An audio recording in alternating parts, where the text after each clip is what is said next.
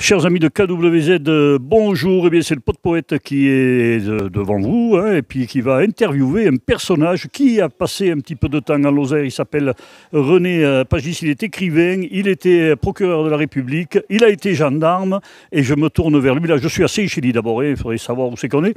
Nous sommes à Seychelles, vous voyez, c'est la rue piétonne, c'est le marché. Le soleil arrive, venez nous rejoindre et venez découvrir donc les œuvres de René Pagis qui est avec nous aujourd'hui devant la Plume d'Or. Bonjour René Pagis. Alors vous avez été lozérien, mais moi ce que je voudrais savoir avant de parler de la Lozère, c'est comment de gendarme on peut arriver à être procureur de la République? J'ai d'abord gravi les échelons dans la gendarmerie.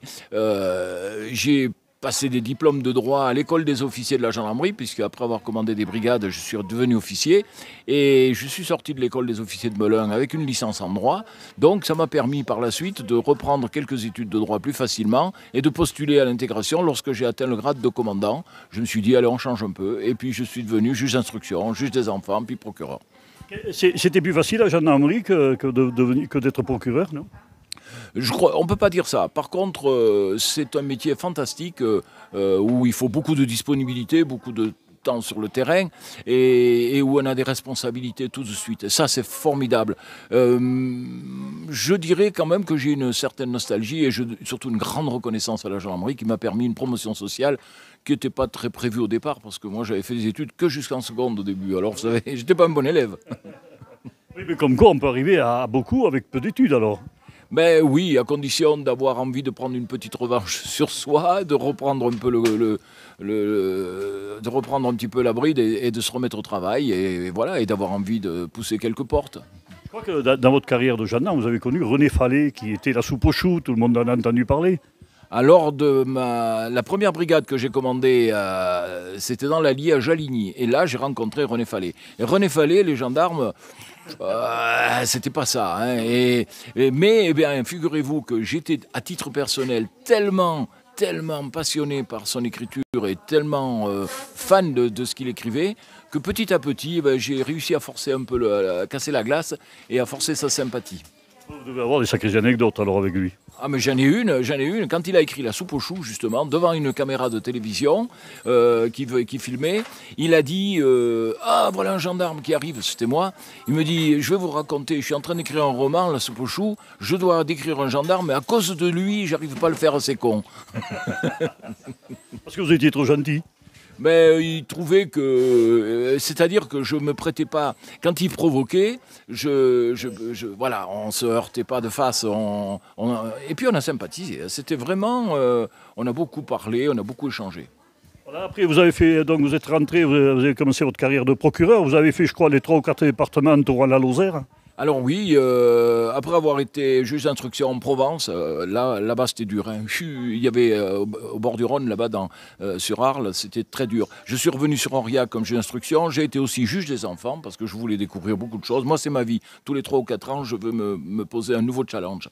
Et je suis devenu ensuite procureur adjoint à Rodez, puis procureur à Mende, puis procureur au Puy, et puis ensuite numéro 2 à Clermont avant la retraite. Je crois que quand vous étiez au Puy, vous avez eu une sacrée affaire à gérer aussi. Ah, ben écoutez, dans ce livre qui est là, dans la salle des pas perdus, je le raconte, c'est le meurtre de la petite Agnès Marin au Chambon-sur-Lignon, dans le collège Sévenol, où une gamine a disparu pendant 3 jours, on l'a cherché. C'est un de ses petits copains du collège qui l'avait assassiné d'une façon odieuse. Il l'avait lardé de coups de couteau, il l'avait violé, il l'avait brûlé, enfin bon, bref. Et j'ai passé 3-4 jours là, horribles de ma vie professionnelle, vraiment les plus durs. Et c'est pour ça que ça m'a fait du bien de l'écrire.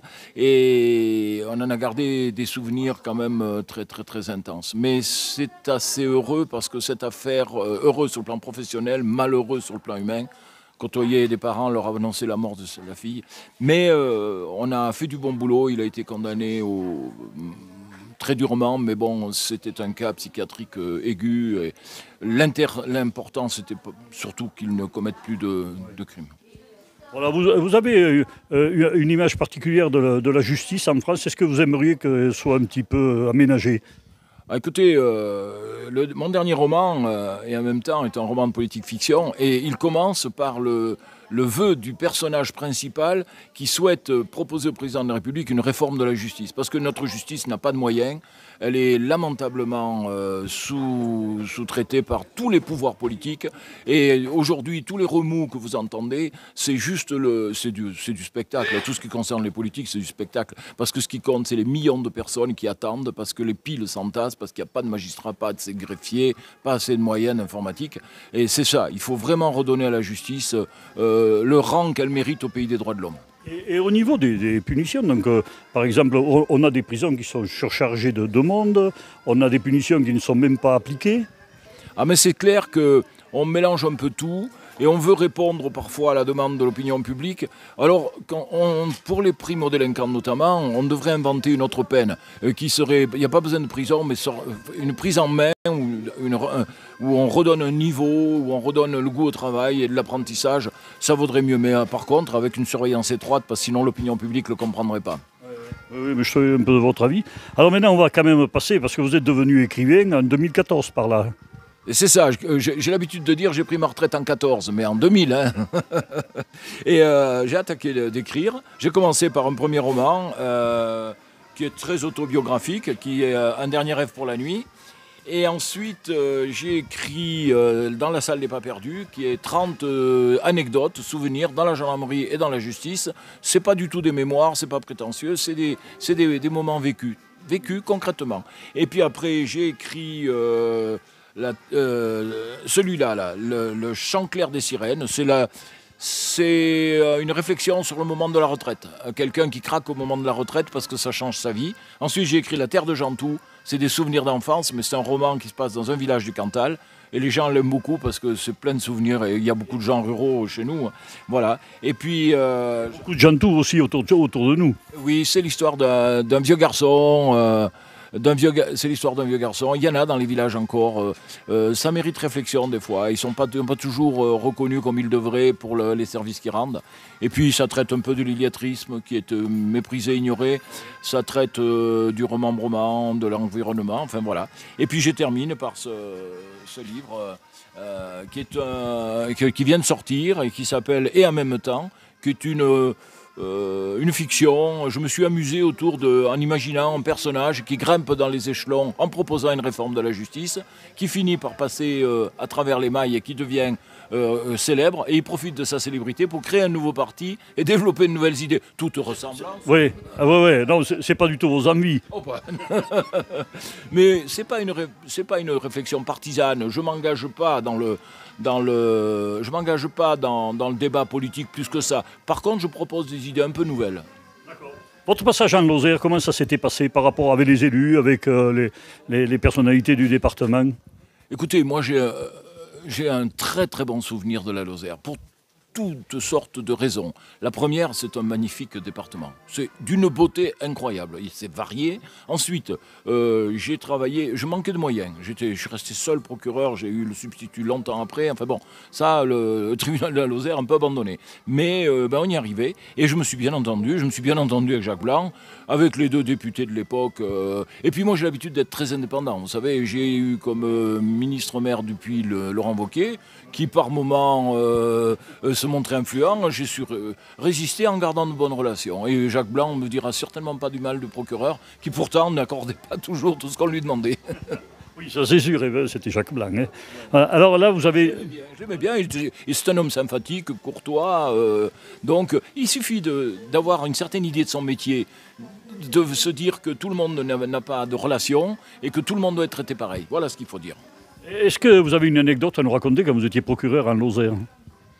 Oh, écoutez, j'ai surtout le souvenir dans un département réputé calme, de choses très mouvementées. On a eu 3 affaires de l'ETA.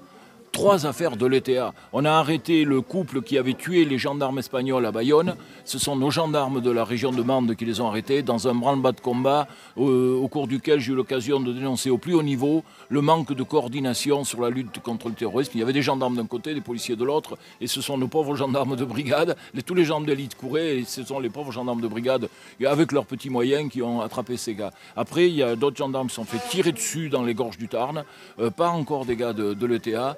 Et ça m'a surpris. Ça m'a surpris parce que c'est violent, ça demande un haut niveau de compétences et de réaction. Donc ça m'a marqué. Voilà, mais je crois que on va vous remercier. Juste un mot sur les 2 livres que vous risquez de sortir très bientôt. Bon, écoutez, j'ai un roman qui attend, c'est un petit roman policier, c'est un meurtre dans une brigade du Puy-de-Dôme, c'est commis à l'intérieur de la brigade, donc j'attends la réponse de l'éditeur. Et puis un autre qui est un roman d'amour qui se termine très mal. Mais est-ce que les histoires d'amour se terminent toujours bien? Je ne sais pas. En fait, on n'en a jamais vécu, nous. Voilà, alors on va donner envie aux gens de venir vous voir, donc de venir vous rencontrer. Nous sommes au magasin La Plume d'Or. Alors la Plume d'Or, c'est cette librairie qui est connue et reconnue ici chez les Barabans. Voilà, ils sont en train de travailler. Souvent, vous venez chercher même des colis, là. Vous venez toujours chercher quelque chose de super sympathique. Et puis à la Plume d'Or, on vous attend. C'est René Pagis qui vous attend devant la Plume d'Or, ici, avec tous ces livres. Alors, le dernier, c'est en même temps. N'oubliez pas, je rappelle un peu tout. Le dernier Rêve pour la nuit, on n'en a pas parlé. C'était quoi ? Oh, c'était l'histoire d'un juge qui traitait une affaire de prise d'otage. Et il se retrouvait en face d'un gamin dont il s'était occupé de nombreuses années avant. Voilà. Il y a du vécu dedans, non? Ah, il y a toujours du vécu dans mes livres et il y a toujours un moment de justice dans mes livres. Toujours. D'accord. Merci, merci René Pagis. Voilà, alors n'hésitez pas, venez le rencontrer. Il est là jusqu'à midi, je crois. Hein. Oui, je suis là jusqu'à midi et quart, oui. Voilà, merci à tous d'avoir suivi. Je vois que vous étiez à peu près une quarantaine de personnes à nous suivre tout au long de cette petite émission. Salut Mémène. On a les Barabans. Les Barabans, ils arrivent petit à petit ici au marché, dans la rue qui se trouve rue piétonne aujourd'hui. Je vous fais faire un petit... Nous sommes ici donc devant la Plume d'Or avec René Pagis. Merci à tous d'avoir suivi. À très bientôt sur KWZ.